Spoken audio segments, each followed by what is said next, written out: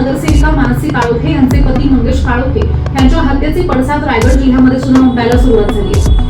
अलिबाग तालुक्यामधल्या पोनाड येथे शिवसैनिकांनी जिल्हा प्रमुख राजा केणी यांच्या नेतृत्वात निषेध आंदोलन केले। यावेळी मारेकऱ्यांच्या प्रतिकात्मक पुतळ्याचे दहन करण्यात आले।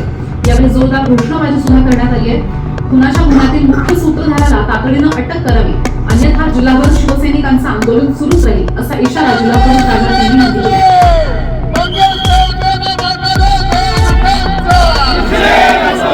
परवा शिवसेनेचे ज्येष्ठ नेते सामाजिक कार्यकर्ते मंगेश काळोखे यांची जी निर्घृण हत्या करण्यात आली, त्या हत्येमागील जे सूत्रधार कोण आहेत आणि जे आरोपी आहेत त्यांना तात्काळ अटक होऊन त्यांना फाशीची सजा व्हायला पाहिजे, यासाठी जो आमचा आजचा निषेधाचं आंदोलन आहे आणि त्यांचा ह्या मागचा आरोपींच्या मागचा जो सूत्रधार कोण आहे त्याची लवकरात लवकर त्यांना अटक व्हायला पाहिजे। जोपर्यंत त्यांना अटक होत नाही तोपर्यंत प्रत्येक जिल्ह्यामध्ये प्रत्येक तालुक्यामध्ये असेच रस्ता रोको किंवा निषेधाचे आंदोलन आम्ही करण्यात येणार आहे। तरी प्रशासनाला, पोलीस यंत्रणेला आमचं सांगणं आहे की ह्या हत्येमागील जो कोण सूत्रधार आहे त्या सूत्रधाराला अटक व्हायला पाहिजे अशी आमची सर्वांची मागणी आहे।